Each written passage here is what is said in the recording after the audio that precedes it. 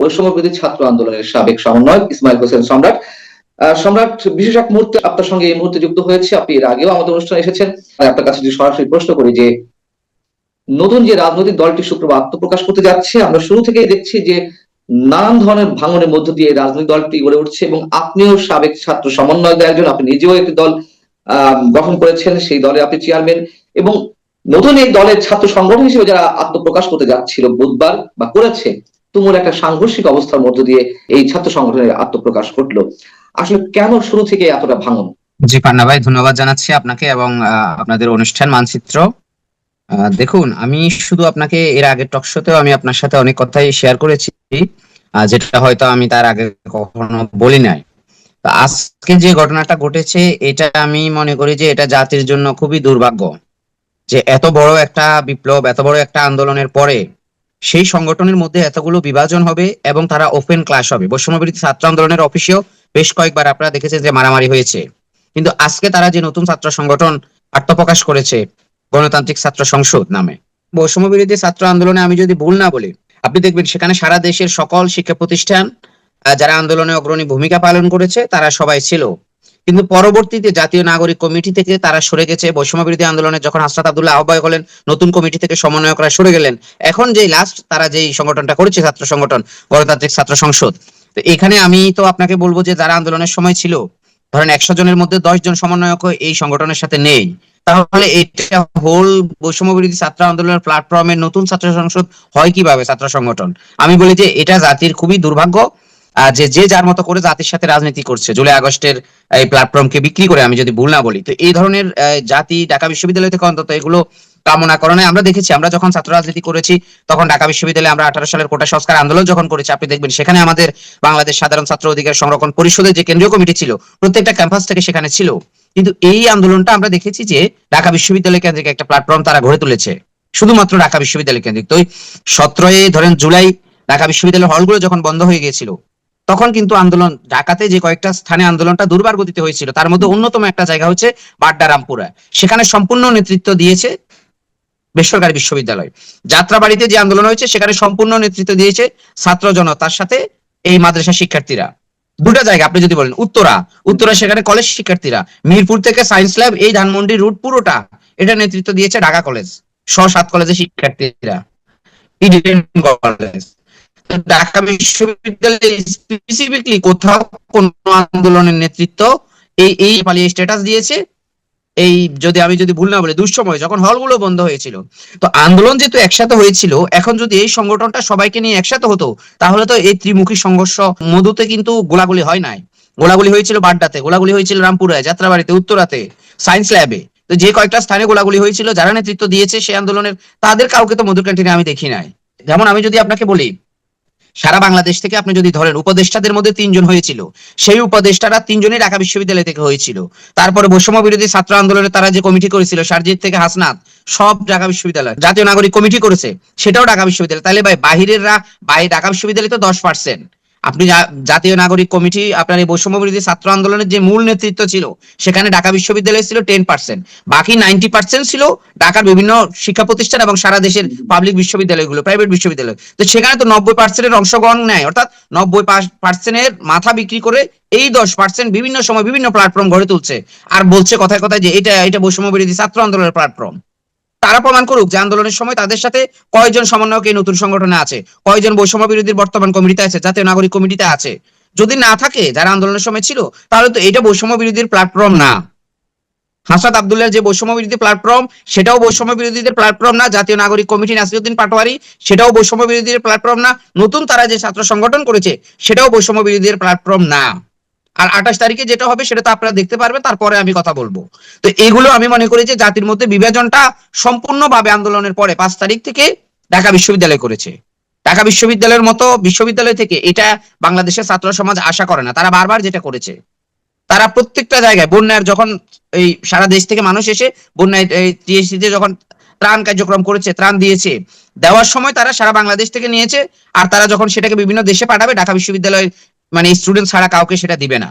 তো এই যে দ্বিমুখী আচরণ, এটা জাতি ভালোভাবে নিচ্ছে না এবং এটা জাতির জন্য আমি মনে করি যে একটা দুর্ভাগ্য।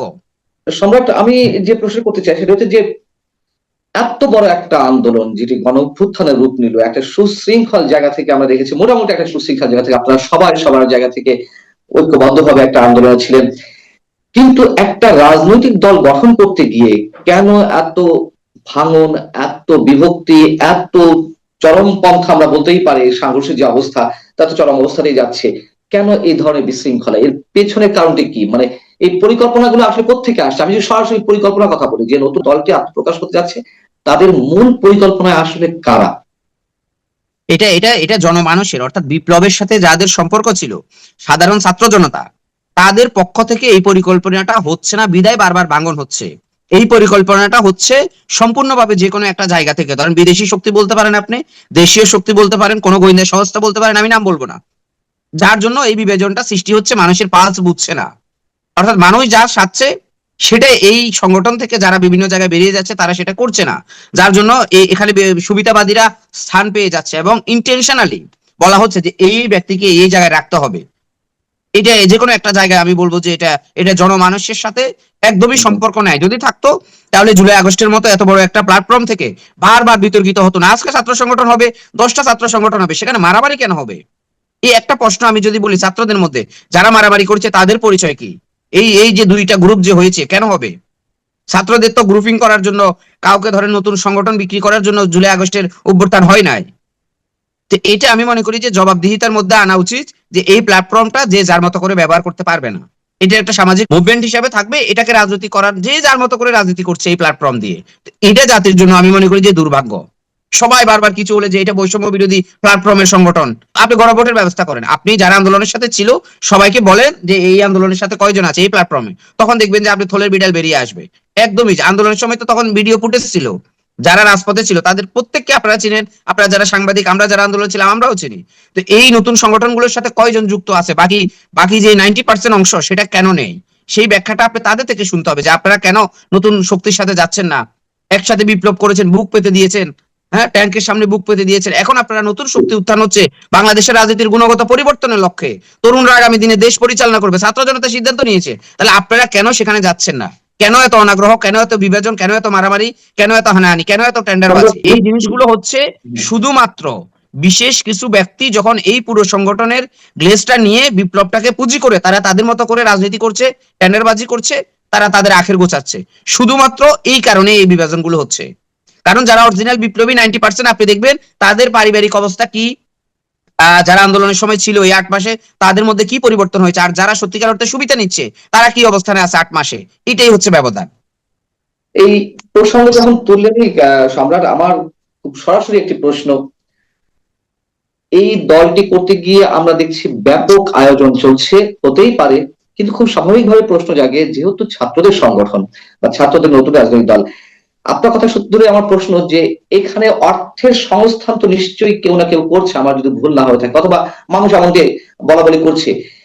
এই অর্থের আকারটি কেমন? আর যদি কোনো ধরনের অর্থ এসেই থাকে এই রাজনৈতিক দলের পেছনে, তাহলে সেটি কারা দিচ্ছে, কোত্থেকে আসছে? আমি বলতে পারি যে এটা দুই ভাবে হচ্ছে। একটা হচ্ছে সরকারের পক্ষ থেকে, অর্থাৎ যারা সরকারের সাথে আছে উপদেষ্টারা, তাদের পক্ষ থেকে বিশাল একটা সাপোর্ট, তারা তাদের পক্ষ থেকে ধরেন কোটি কোটি টাকা এখানে ব্যয় করছে, দিচ্ছে। আর একটা হচ্ছে এটার পেছনে যে কোনো একটা বাহিরের যে কোনো একটা শক্তি এখানে অনেক টাকা বিনিয়োগ করছে যে এই দলটা উঠে আসুক। তারা তাদের যারা এজেন্ট ছিল সেই এজেন্টদের মাধ্যমে তারা তাদের মতো করে এর চাচ্ছে যে এই শক্তিটা উঠে আসুক, দেশপ্রেমিক শক্তি না হয়ে এটা একটা এজেন্ট ভিত্তিক শক্তি হয়ে যায়। এটা আমার মনে হচ্ছে যে এটাও হতে পারে। আর একটা কারণ হচ্ছে সরকারের পক্ষ থেকে সাপোর্ট আছে, সেটা ওপেন, কিন্তু আপনি যদি পর্দার আড়ালে বলেন, গোপনে বলেন যে কি হচ্ছে, তা আমি মনে করবো যে এরকম একটা বহির্বিশ্বের একটা সাপোর্ট আছে। এবং সেটা কিভাবে আছে, কে নিচ্ছে, সেটা তো আর আমি বিশ্লেষণ করবো না, সেটা আপনাদের সাংবাদিকদের দায়িত্ব, আপনারা যারা বের করবেন। সাপোর্ট দিচ্ছে ভবিষ্যতে যদি আমরা বলি, অথবা যারা অর্থ বিনিয়োগ করছে, নিশ্চয় তাদের একটি টার্গেট আছে, কোনো ধরনের স্বার্থ ছাড়া তো তারা বিনিয়োগ না করছে না না। অবশ্যই তাদের টার্গেট হচ্ছে আগামী দিনে এই নতুন দল যদি ক্ষমতায় আসার উপক্রম তারা করতে পারে, তাহলে তারা তাদের এজেন্ডা সার্ভ করবে, জনমানুষের এজেন্ডা না করে। যেমনি ভাবে এই সরকার জুলাই আগস্টের বিপ্লবীদের এজেন্ডা সার্ভ করছে না, ঠিক একই ভাবে তারা বাংলাদেশের রাজনীতিতে ধরেন আওয়ামী লীগের পরে, আওয়ামী লীগ যেহেতু হারিয়ে গেছে, তো তারা তো একটা রাজনৈতিক দলকে তাদের ধরেন এজেন্ট হিসেবে রাখতে হবে। তো সেখানে তারা অনেক দল খুঁজতেছে, অনেক ইয়ে করতেছে, নতুন দলের মধ্য থেকে যদি তাদের ধরেন ব্যাটে বলে মিলে যায় তাহলে তারা সেটাকে চাপড় দিয়ে নিয়ে যাবে। এবং তারা চাইবে যে এটা ক্ষমতা আসুক, তাহলে তাদের উদ্দেশ্য চার হবে। কারণ বাংলাদেশে একটা দেশপ্রেমিক সরকার থাকুক, একটা জনগণের সরকার থাকুক, সেটা আমি একদম স্পষ্ট করে বলছি। র চায় না, সিআইও চায় না, মোসাদও চায় না, কোনো গোয়েন্দা সংস্থা চায় না যে বাংলাদেশে একটা দেশপ্রেমিক সরকার হোক। কেননা বাংলাদেশ একটা উন্নয়নশীল দেশ। বাংলাদেশ যখন উন্নয়নশীল দেশ থেকে জনগণের সরকার হবে, তখন উন্নত দেশ হয়ে যাবে। উন্নত দেশ হয়ে গেলে এই দেশের কোনো মানুষ আর কারো এজেন্ট হয়ে